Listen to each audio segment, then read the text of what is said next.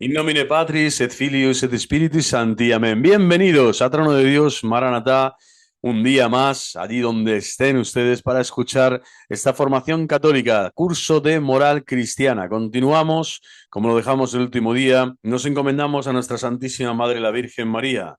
Ave María, gracia plena, Dominus tecum, benedicta tu in mulieribus, et benedictus fructus ventris tui, Iesus. Santa María, Mater Dei, ora pro nobis peccatoribus, nunc et in hora mortis nostre. Amén.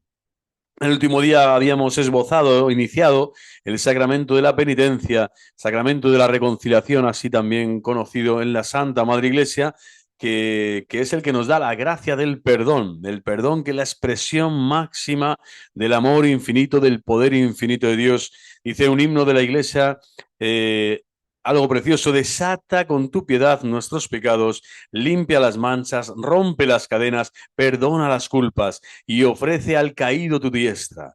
Señor Jesús, como a Pedro, ¿no?, en las aguas de Tiberíades del lago de Galilea, le ofrece la mano porque si no te hundes. Y el pecado lo que hace es hundirnos, nos hunde en la mayor miseria que existe para el hombre, que es la ausencia de Dios, el no ser amigos de Dios, no estar en comunión vital, existencial con Dios nuestro Señor. Y el Señor lo que quiere en este sacramento es desatar ese nudo que es el pecado, quiere limpiar las manchas, toda esa suciedad, toda esa porquería que nos ha dejado el pecado, y también rompe esas cadenas que nos han atado, nos han esclavizado y nos han sometido al poder del diablo. Bueno, pues el Señor Jesús viene y en este curso de moral pues vamos a seguir profundizando. Viene para darnos el perdón y la misericordia y liberarnos de estas cadenas, romper estas cadenas, desatar estos nudos que tantas veces nos afligen cuando no estamos en estado de gracia. Tenemos que acudir de forma presurosa, de forma diligente al sacramento del perdón cada vez que lo necesitemos para recibir de manos de un sacerdote ungido por Dios para este ministerio el perdón de los pecados y recuperar así el estado de gracia y la fortaleza para combatir contra el mundo, el demonio y la carne. Bueno, vamos a continuar en este curso de moral, que estamos en la parte de los sacramentos. El otro día hablábamos de este sacramento como sacramento de la penitencia, confesión, instituido por nuestro Señor Jesucristo para borrar los pecados después del bautismo. Importante, ¿no? Porque el bautismo, antes del bautismo ya perdona los pecados, el propio sacramento, todos los pecados de la vida pasada quedan completamente perdonados cuando el catecúmeno se acerca a la pila bautismal. Pero después de ser bautizado, necesitamos sí o sí la gracia de este sacramento. Y este augusto sacramento es la curación espiritual de nuestra alma, es el médico, la segunda tabla de salvación. Hablan los padres de la Iglesia para referirse a esta incorporación de nuevo al cuerpo místico de Cristo, no como un miembro activo, no muerto, no necesitado de la gracia del Señor, sino de nuevo como un miembro activo, un miembro lleno de pundonor, de pujanza, de fervor, de devoción y con obras de caridad, con la caridad recuperada por el sacramento para poder dar gracias a Dios y alabanzas con nuestras obras. Bueno, en los brazos del Padre, este retorno a los brazos del Padre, ¿no?, del Hijo que ha pecado, del Hijo pródigo, bueno, pues es el sacramento por antonomasia para recibir el perdón de los pecados. Después del bautismo no es posible obtener el perdón de los pecados mortales sin la confesión. Importantísimo, importantísimo. Fijaros todo el mundo, los evangélicos, las sectas, el de más allá, tal. Pues eso, los sacramentos son acciones de Cristo. Ellos no solo que lo hacen visible la presencia del Señor, sino que hacen visible la eficacia, es decir, la salvación.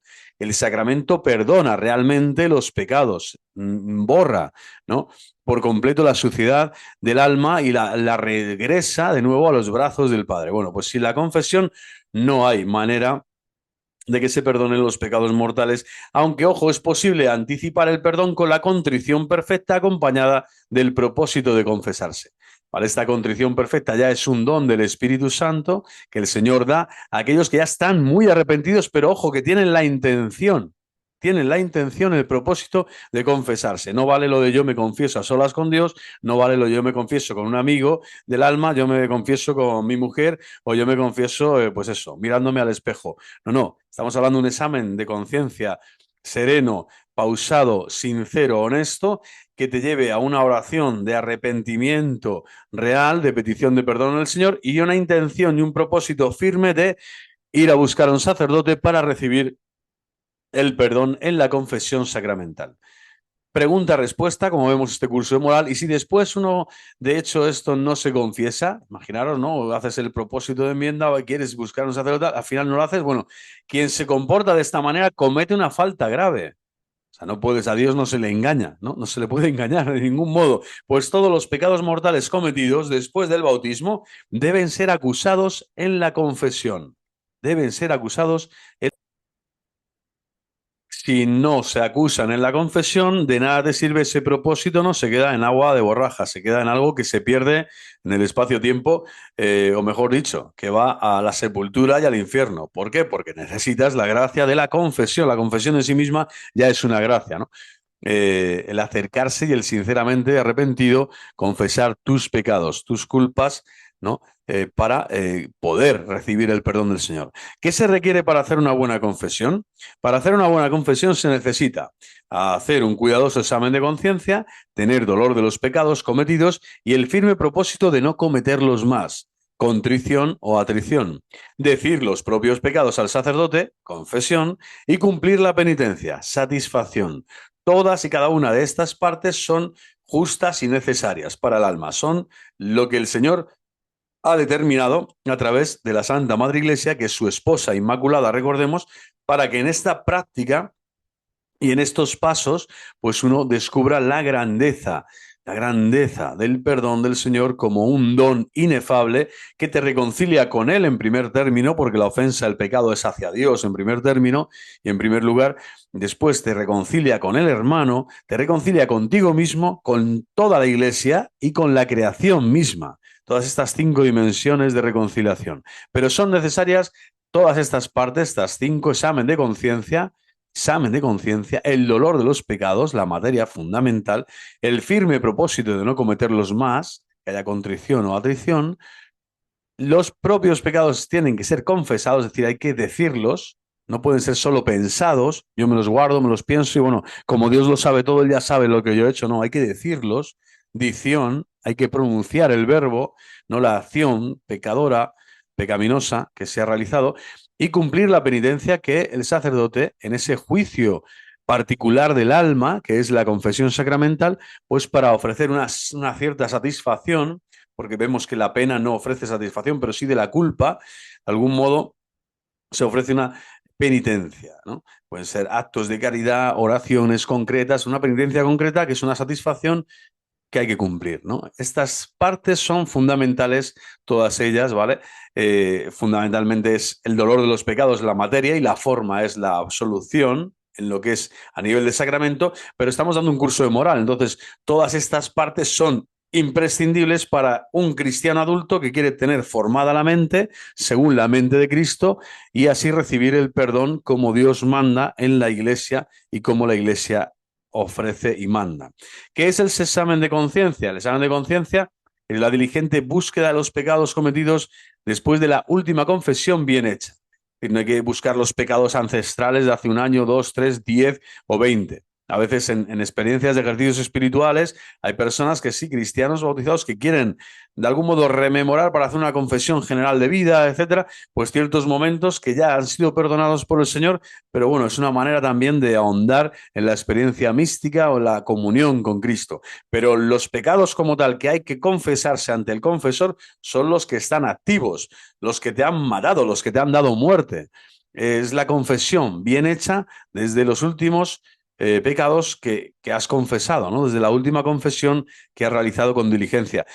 Confesión que no es diligente puede caer en el grave, ¿no? Lo veremos también más adelante, en el sacrilegio, ¿no? Como todo lo que son los sacramentos, si moralmente no están bien utilizados, no se adhiere uno a la intención, con intención y con las normas y con las formas que la Iglesia te pide, bueno, pues eso es un sacrilegio, es algo gravísimo, ¿no? Por eso conviene formarnos también a nivel moral en este terreno de los sacramentos. En el examen de conciencia es necesario buscar también el número de los pecados graves o mortales se necesita. Es decir, sí, sí, sí.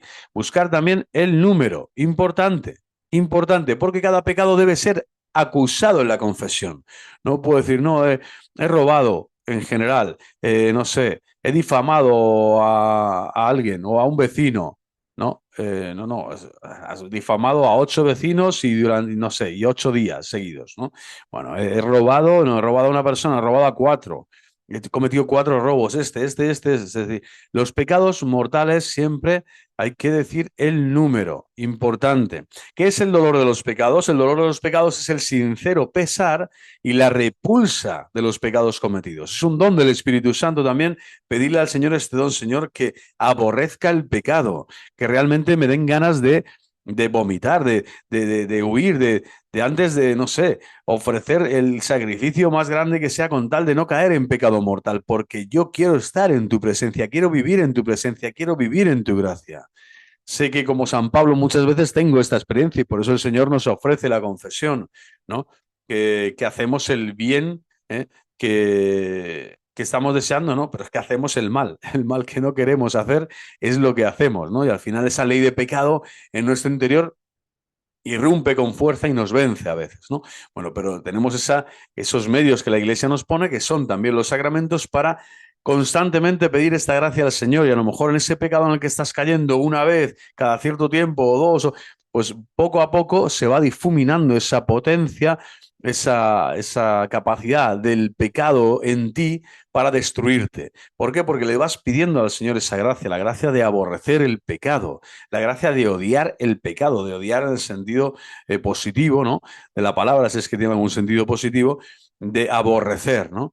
De detestar todo lo que viene del mal espíritu, de Satanás. ¿De cuántos tipos es el dolor? El dolor es de 2 tipos: dolor perfecto, contrición, y dolor imperfecto o atrición. También se dice más el dolor perfecto, viene como del amor. El amor, yo he ofendido a mi Padre de los cielos, Padre, he pecado contra el cielo y contra ti, ¿no? Perdóname.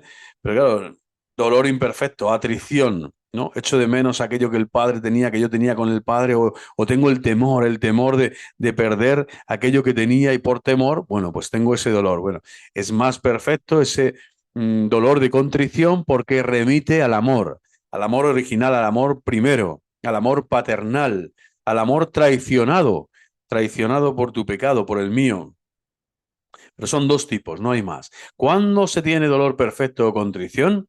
Se tiene dolor perfecto cuando se arrepiente de los propios pecados porque se ha ofendido a Dios. Estábamos diciendo, infinitamente bueno y digno de ser amado sobre todas las cosas, traicionando su amor. Cuando el dolor nace del amor desinteresado a Dios, es decir, de la caridad. Es decir, la caridad que hemos perdido por la culpa, de algún modo hay como unas brasas aún en nuestro interior que nos remiten a este grandísimo amor, ¿no? El Espíritu Santo te hace esa memoria, te da ese conocimiento de la ofensa que ha realizado a Dios tu Padre, pero tu Padre te está recordando a través del Espíritu Santo el inmenso amor que te tiene, todo lo que hace por ti, lo que va a seguir haciendo por ti, y ahí sufres esa vergüenza, esa humillación propia de tu ego y que te lleva a volcarte en caridad hacia el Señor, es decir, a reconocer realmente que sin Dios no eres nada, que eres hijo suyo, que quieres volver a vivir de su caridad y que lo que más te interesa es estar a bien con Dios. No simplemente limpiar el alma, no simplemente reconciliarme con el hermano, no simplemente, que no es poco, reconciliarse, entrar en comunión en la iglesia. No, lo primero es el amor ofendido del Padre Dios. Bueno, pues que esa caridad como que se queda ahí un pozo, vamos a decir, unas ascuas encendidas suficientes para que el penitente, el pecador, vuelva a la casa paterna y por caridad, con este dolor perfecto o contrición, pueda de nuevo recibir el perdón, el abrazo del Padre. ¿Y cuándo se tiene dolor imperfecto o atrición? Cuando este arrepentimiento, que es inspirado por la fe, ya no lo mueve tanto la caridad, sino la fe, tiene motivaciones menos nobles. Por ejemplo, pues cuando nace de la consideración del desorden causado por el pecado, ¿no? De que no estás a gusto, no estás tranquilo, no estás en paz, ¿no? Contigo mismo, ¿no? ¿No? El temor de la condenación eterna, el infierno, porque te acabas de separar del vínculo que te une a la Santa Trinidad de Dios, a la divinidad, y de las otras penas que el pecador pueda recibir, ¿no? Todo esto son dolores que también valen suficientes para recibir el perdón, pero no son perfectos, ¿no? Son imperfectos, como esta palabra que he puesto aquí de forma imperfecta, bueno, pues atrición. Seguimos, continuamos. ¿El dolor de los pecados tiene de inmediato el perdón? ¿El dolor de los pecados tiene de inmediato el perdón? Es la pregunta. Bueno, pues el dolor perfecto unido al propósito de confesarse, unido al propósito de confesarse, obtiene inmediatamente el perdón. El dolor imperfecto lo obtiene, por el contrario, solo en la confesión sacramental. Importantísimo, el dolor perfecto que el Señor te lo puede dar o de Pascuas a Ramos o cuando Él considera que esta gracia la puedes recibir porque realmente sientes por caridad que has ofendido a Dios nuestro Señor y tienes ese don de lágrimas, ese arrepentimiento impresionante, ¿no? En tu corazón, muy bien, pero con el propósito de confesarse. Bueno, pues ahí ya está el perdón. El perdón ya comienza a darse ahí. Pero ojo, lo vas a recibir sacramentalmente después, ¿eh? Y el dolor imperfecto lo obtiene, por el contrario, solo en la confesión sacramental. Diríamos que si de camino a la confesión sacramental muere el penitente que está en esta situación, ¿no? Que ya ha experimentado la contrición perfecta, bueno, pues está en gracia de Dios porque ya se le ha perdonado la culpa y va al paraíso, ¿eh? Pero de otra forma, el dolor imperfecto no. No obtiene este perdón, porque tiene un interés, tiene algo que está ahí, y solo en la confesión sacramental, cuando ya diga los pecados ante un confesor y reciba la absolución sacramental, ahí sí su alma estará en paraíso, ¿no? Podrá estar preparada para recibir la llamada a la gloria, a la santidad de Dios. Es necesario arrepentirse de todos los pecados cometidos para la validez de la confesión. Es suficiente arrepentirse de todos los pecados mortales, mas para el progreso espiritual es necesario arrepentirse también de los pecados veniales. Esto es muy importante e imponente.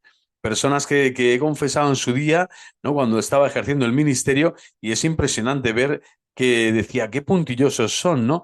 Qué detallistas, ¿cómo decir? Qué minuciosos, ¿no? Con qué descripción tan, pues eso, tan cotidiana, ¿no? Describen lo que han hecho como tal. Ahí estaba el pecado venial. Ya habían entrado en su alma ese deseo de perfeccionarse, de crecer espiritualmente, y para tener este progreso espiritual es muy importante esto, ¿no? El pecado venial, ¿no? Pequeños gestos de pereza, pequeños gestos de, no sé, de tristeza, de no estar en disponibilidad para los hermanos, de pecados de omisión, ¿no? Que uno va, pues va viendo con el paso del tiempo en la vida espiritual, que no son pecados mortales, pero que van siendo veniales. Bueno, pues si te los confiesas, eso es muy bueno porque el Señor te va a ir haciendo crecer espiritualmente en estatura, en sabiduría y en gracia para crecer en eso, en virtud y en gracia de Dios, ¿no? Y cuanto antes los tengas, por así decirlo, identificados y puedas definirlos, describir estos pecados veniales en tu vida, en tu día a día, mucho mejor, ¿no? Mucho mejor para ti, para tu crecimiento espiritual. Un verdadero arrepentimiento requiere también el propósito de abandonar el pecado. El arrepentimiento ciertamente mira al pasado, pero implica necesariamente un empeño hacia el futuro con la firme voluntad de no cometer jamás el pecado. Y esto es importante. El arrepentimiento, me arrepiento de lo que he hecho, sí, sí, pero ahora lo haría de nuevo ante esta situación, estas circunstancias, con esta tentación, con este tentador aquí dándome, ¿no? Bueno, pues en esa situación, ¿yo qué haría ahora? Bueno, ahora le estoy pidiendo al Señor la gracia del perdón, pero tengo el propósito firme, la voluntad firme en mi interior de no cometerlo de nuevo, de no cometer en el futuro eh, este pecado. Por lo tanto, dentro del arrepentimiento está este dinamismo también del futuro. Yo tengo que tener propósito de enmendarme y por lo tanto de no volver a cometer y de abandonar, el propósito de abandonar firmemente el pecado.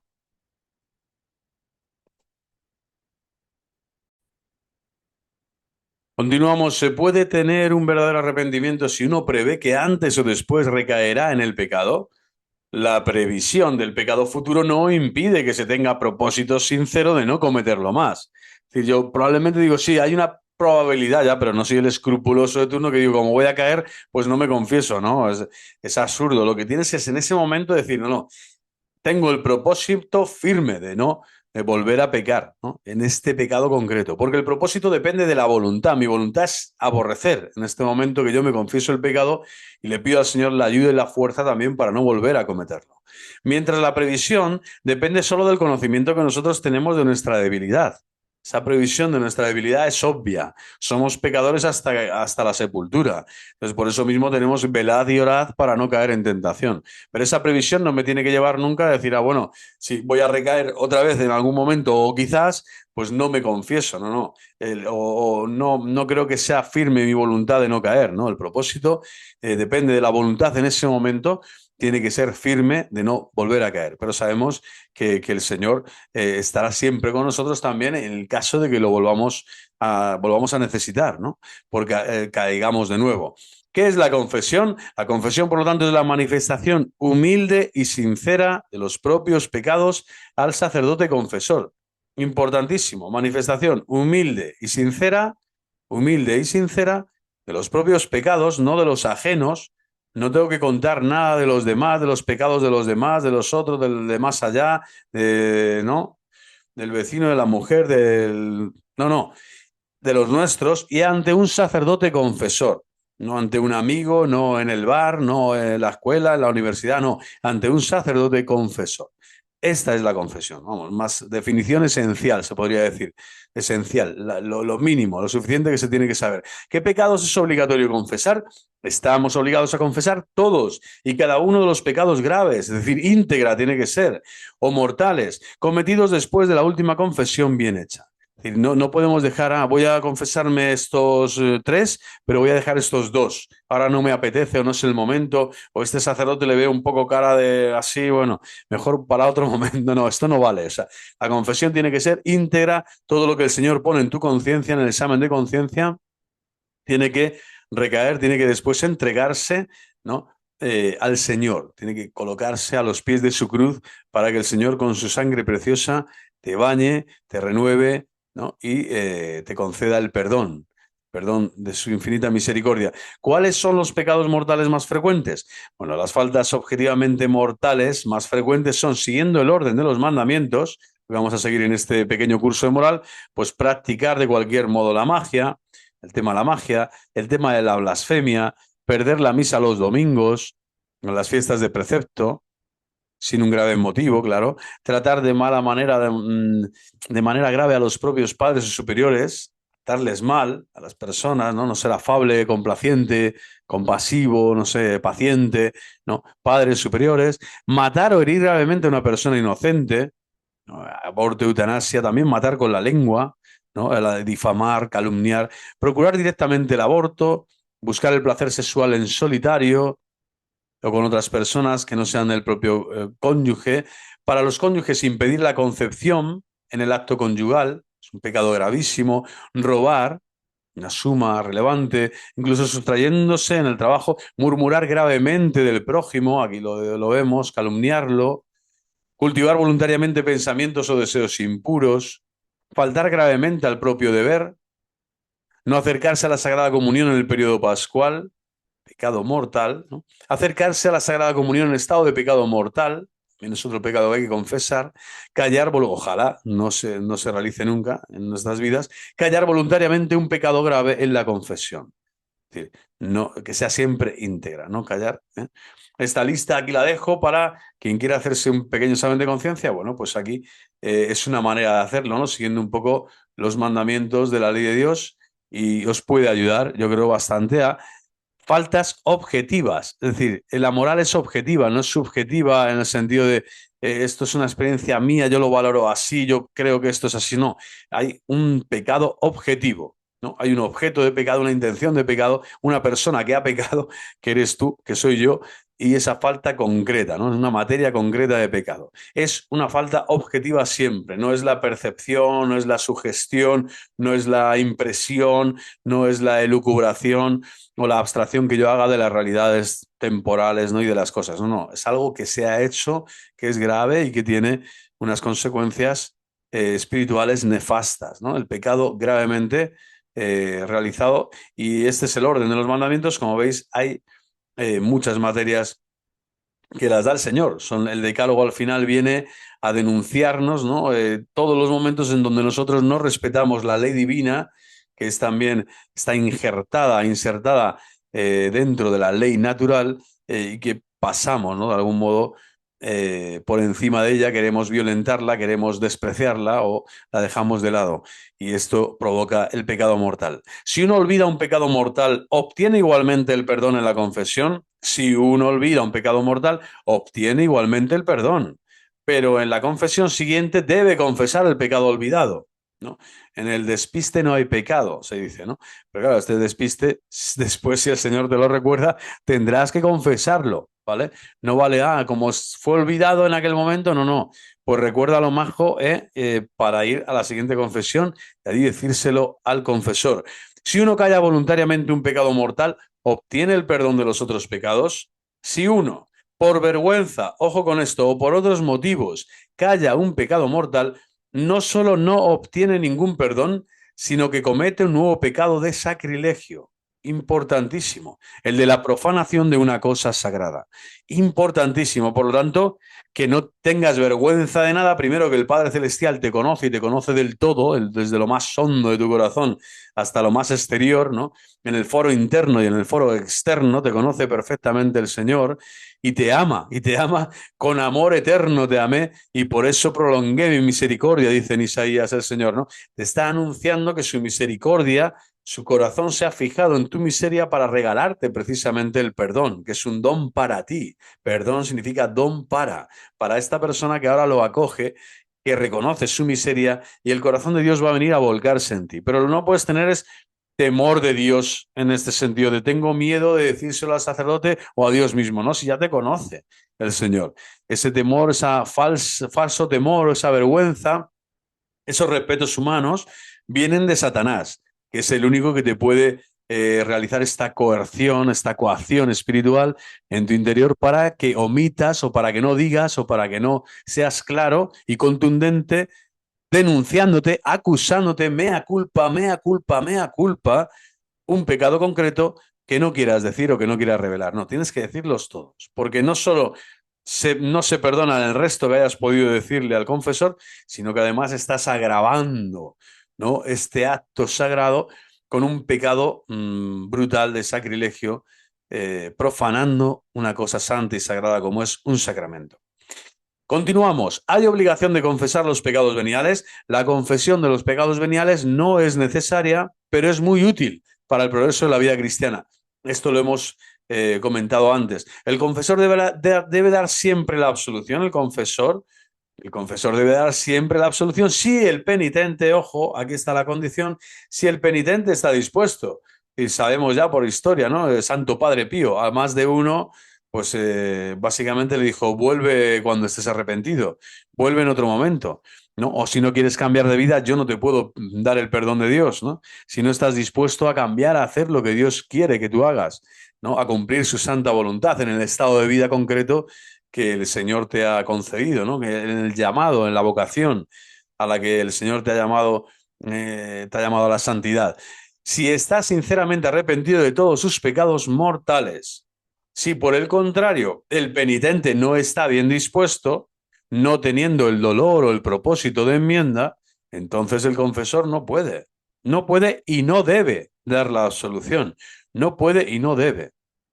Ha habido veces que pues hay personas que han venido como a confesarse, no sabían cómo hacerlo y ni siquiera tenían la intención porque estaban acercándose por primera vez a la iglesia, estaban realizando un catecumenado muy, vamos a decir, de primera entrada, ¿no? En los atrios de la Santa Iglesia Católica. Bueno, no estás preparado todavía para recibir la absolución, te falta un catecumenado, te falta tomar conciencia de quién eres, de lo que has hecho, de cuál es el estado de tu alma, en qué momento te encuentras, ¿no? Entonces no se puede jugar con la absolución como si nada cuando una persona ni siquiera está arrepentida ni te muestra esos signos o simplemente está en un estado de duda, de búsqueda, ¿no? De desear conocer más, pero que no está todavía formado el cristiano adulto que necesita, ¿no? Tener esa conciencia cristiana propia del adulto que sí sabe que ha pecado y que necesita el perdón del Señor y que además confiesa, ¿no? Con sinceridad que tiene este propósito de enmienda de no volver a caer, ¿no? Está arrepentido de esa caída que ha tenido, de ese pecado que ha cometido. ¿Qué debe hacer el penitente después de la absolución? Bueno, pues el penitente después de la absolución, bueno, y en estos casos digo de cuando hay una persona, un penitente que no se arrepiente, no tal, bueno, pues le puedes, ¿sabes? Si te pide la bendición o tal, quizás se puede dar una bendición, pero no al pecado, desde luego, sino al pecador, ¿no? ¿Para qué? Para que vuelva otro día, ¿no? O para que rece o para que se piense, ¿no? Hasta qué punto tiene que cambiar, ¿no? Tiene que cambiar su vida y pueda después recibir el perdón sacramental. Pero desde luego no se puede dar la absolución a alguien que no tiene las disposiciones adecuadas para recibir el perdón del Señor. ¿Qué debe hacer el penitente después de la absolución? Pues debe cumplir la penitencia que le ha sido impuesta y reparar los daños que sus pecados hubiesen eventualmente causado al prójimo. Por ejemplo, debe restituir lo robado. Aquí nos acordamos de Zaqueo, ¿no? Que restituyó la mitad de sus bienes, o bueno, mucho más de lo que la ley propia exigía, como diciendo, aquí ya me lanzo, estoy feliz de que el Señor ha visitado mi casa, mi hogar y me ha perdonado. Bueno, pues hay que restituir, importantísimo. No se puede uno quedar solo en la experiencia del sacramento, sino que la restitución, la satisfacción del daño causado es parte también de la absolución.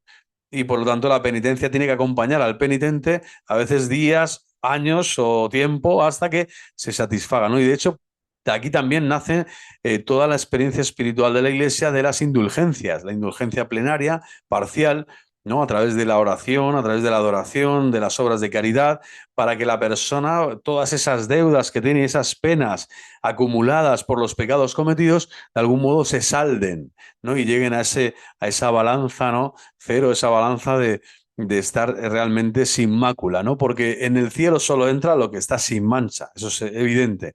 Por eso es bueno siempre tener una actitud penitente, de penitencia, que es una virtud. No solo es un sacramento la penitencia, sino que es una virtud, es una fuerza que Dios te da para estar siempre en estado penitente. Por eso ofrecer pequeños sacrificios, pequeñas cosas, por todo lo que no has podido ofrecer o por todo el daño que has causado, ¿no? En muchas ocasiones donde no has resarcido la deuda, donde no has podido satisfacer la deuda que habías contraído con Dios o con el prójimo, o el daño que te habías causado a ti mismo. Bueno, por eso es muy importante también reparar, siempre estar en actitud de reparación y de penitencia, que es sentir dolor, es lo que significa penitere, es sentir dolor, ¿no? Y estar atentos también a que cualquier dolor lo pueda yo ofrecer al Señor para seguir reparando, ¿no? Y seguir así, pues limpiando la casa, barriendo esos pecados veniales que tenemos siempre, ¿no? ¿Cuáles son los efectos del sacramento de la penitencia? La reconciliación con Dios y con la Iglesia, la recuperación de la gracia santificante, el aumento de las fuerzas espirituales para caminar hacia la perfección, la paz y la serenidad de la conciencia, con una vivísima consolación espiritual. O sea, maravilloso.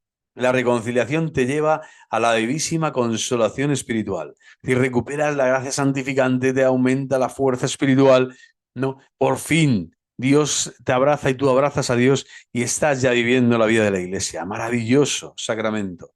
¿Cómo se puede superar la dificultad que se siente para confesarse? El que tiene dificultades para confesarse debe considerar que el sacramento de la penitencia es un don maravilloso que el Señor nos ha dado. En el tribunal de la penitencia, el culpable jamás es condenado, sino solo absuelto, pues quien se confiesa no se encuentra con un simple hombre, sino con Jesús, el cual, presente en su ministro, como hizo un tiempo con el leproso del Evangelio, Marcos 1:40 y siguientes, también hoy nos toca y nos cura.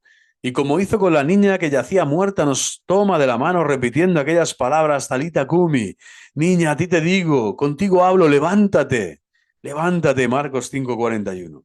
Es maravilloso ver que este tribunal, ¿no? Es un tribunal de misericordia, de absolución, de liberación, que es Jesucristo, que no es un hombre el que te va a perdonar, sino que es el mismo Dios hecho hombre, que ahora te perdona, que ha muerto en la cruz por ti, que ha resucitado y vive para siempre y está en la diestra de Dios Padre, ascendió a los cielos, para desde allí interceder por ti, darte esta gracia del perdón que tanto necesitas cuando estás postrado, estás muerto en la cama, cuando no sabes caminar.